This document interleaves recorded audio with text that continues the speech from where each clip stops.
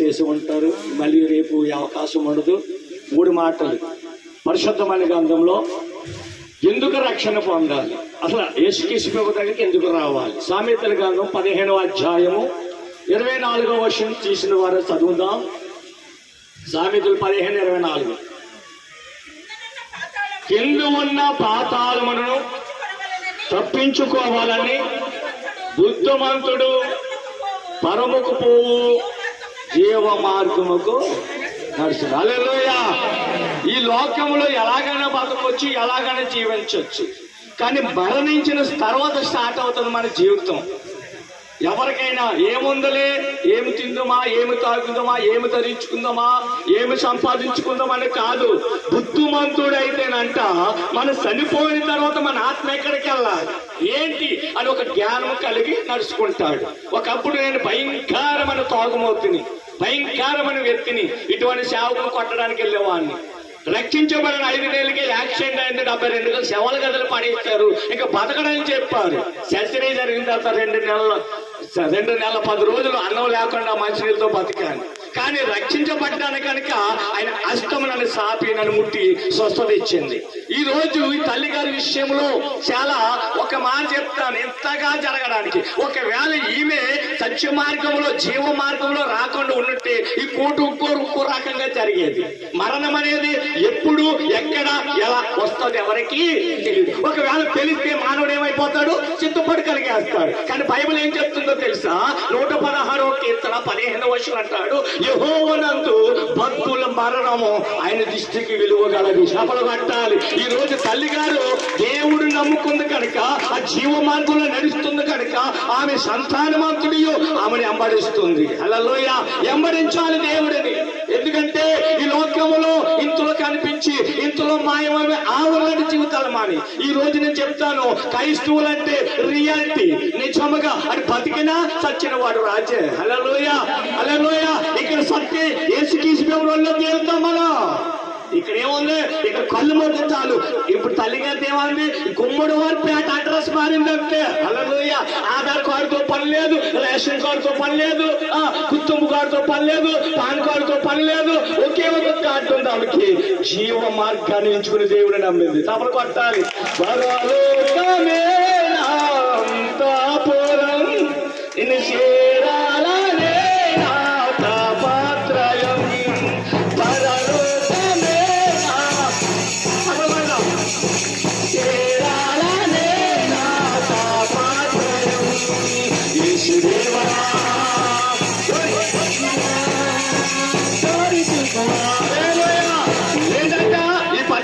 చేసేది ఆయనతో ఉండడానికి. మొదట మాట అంట కిందున్న పాతాలను తప్పించుకుని పరలోకం వెళ్ళే మార్గాన్ని ఎంచుకుంది. రెండోదిగా ఆమె భక్తి చేసింది. హల్లెలూయా.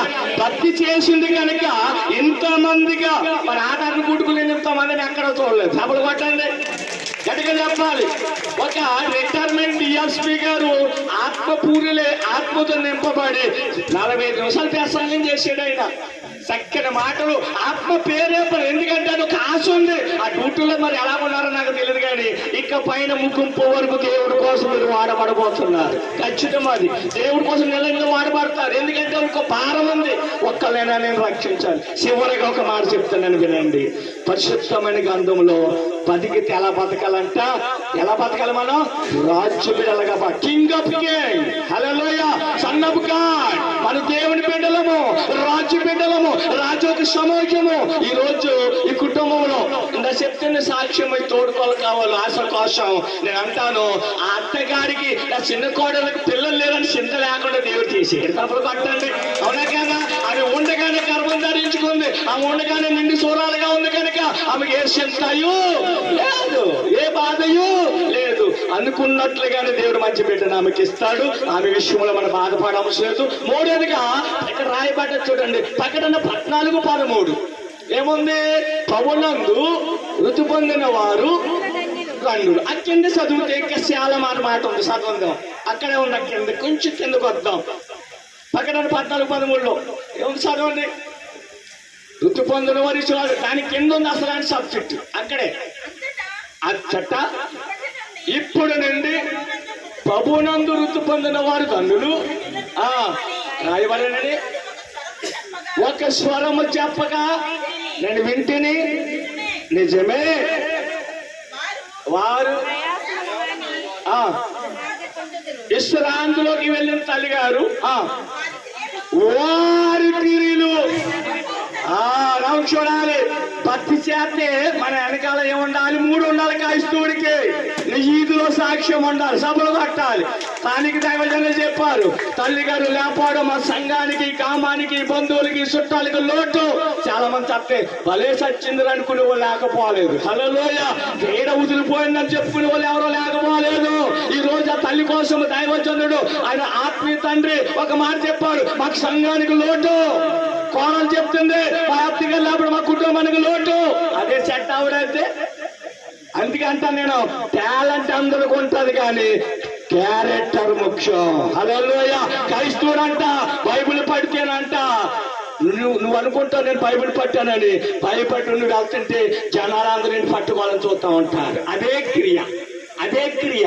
క్రియ లేని వాడు, అందుకే ఆకపోతారు అంటే 2:20 ప్రభునందు అక్కడ అంటాడు, క్రియ లేని విశ్వాసము చచ్చిపోడు. క్రియ లేకుండా ఎంత భక్తి చేసినా సరే. క్రైస్తవుడు ఎలా ఉండాలి? ఒక లెంపకాయ కొట్టిన మహాత్మా గాంధీ గారు రియల్ గుర్తుగా గాంధీ అని పేరు లైక్రాలు పట్టేశాడు, వాక్యం పట్టేశాడు, మహాత్మా పీత అయిపోయాడు. మనం ఎన్ని ప్రసంగాలు వింటామో, ఎన్ని వాక్యాలు వింటామో, ఎన్ని సభలకి వెళ్తామో ఒక్క ముక్క కూడా పట్టుకోలేము. నేను ఒకే ఒక ముక్క పట్టుకున్నాను. నేను కీర్తన గ్రంథము 1వ అధ్యాయం 1వ వచనం, తాగుమోతు నుంచి పాపము నుండి శాపము నా దేవుడు విడిపించిన వాక్యం. ఈ రోజు 5 జిల్లాల్లో 3 రాష్ట్రాల్లో ఒక ఉన్నతంగా ప్రభు దేవుడు మహిమార్థంగా నన్ను వాడుకుంటున్నాడు. టాలెంట్ కాదు, క్యారెక్టర్. తల్లిగారికి సాక్ష్యం ఉంది, తల్లిగారి పత్తుపరురాలు, ప్రార్థనా మంత్రాలు. కుటుంబం అంతటిక పైన ఆమె లేకపోయినా మీ అంటాను ఇక్కడ సహోదరులు, కూతుర్లు, అల్లులు, కొడుకులకు మాట చెప్తాను, తల్లి తన బిడ్డను మర్చినమో కానీ నా ప్రభు మిమ్మల్ని అన్నిటికీ ఎప్పటికీ విడిచిపెట్టాడు. ఆయన మీకు తండ్రి, ఆయన మీకు తల్లి కనుక అందరం ఒకసారి లేచి నిలబడలేస్తే వీళ్ళ కోసము ప్రార్థన చేసేద్దాము, వీళ్ళ కోసము ఆదరిస్తాము, వీళ్ళ కోసము బలంగా ఒక చేతులు వెళ్తే ఇంకా ఎవరైనా తల్లి కోసం ఏడవలసిన పని లేదు. దేవుడు ఒక రాజ్యంలో ఉంది, అని సన్నిధిలో ఉంది. నువ్వు నేను అక్కడికి వెళ్ళవలసిన వారివే. చిన్న ప్రార్థన, చేతులెత్తుదామా? సహోదరుడా, ఓ సహోదరి, ఇంకా ఇక్కడికి వచ్చిన వారు ఎవరికైనా రక్షణ లేదేమో, జీవ మార్గాన్ని వెతుక్కోకుండా నీకు ఇష్టంగా బతుకుతుంటే ఇదే అనుకూలమైన సమయము, ఇదే అనుకూలమైన సమయము, ఇదే విలువైన సమయము. ప్రభు పిలుస్తున్నాడు, మా సార్, నా కుమార్తె, నా కుమారుడా, నా వద్దకు రండి, ప్రయాసపడి భారం వస్తున్న సమస్త జనులారా నా వద్దకు రండి అంటున్నాడు. వస్తావా? ఇదే అనుకూలమైన సమయం. ఇంకా వాయిదాలు వేస్తే ఇంకా రేపు ఏమి జరుగుతుందో నీకు అడ్రస్ లేదు. ప్రార్థన. ప్రేమ నమ్మకము కలిగిన తండ్రిని పొందనాలు.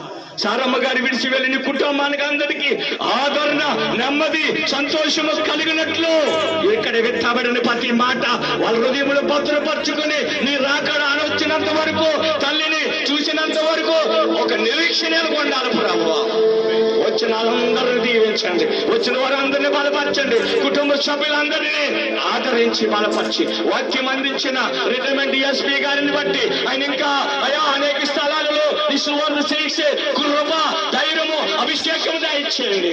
నాతో ఉన్న సేవకులందరినీ, స్థానిక సేవకులని, అధ్యక్షున్న సురేష్ గారిని అందరినీ చేతుగా చెప్తూ జరుగుతున్న ప్రేమ విందులు ఏ కొదవ లేకుండా, ఏ లోటు లేకుండా చక్కగా సమృద్ధిగా జరిగించి ఈ కుటుంబాన్ని మీరే ధైర్యపరచమని నా ప్రభు రక్షకుడైన యేసుక్రీస్తు నామములో ప్రార్థన చేసి బతిమాలి వేడుకుంటున్న పరమ తండ్రి.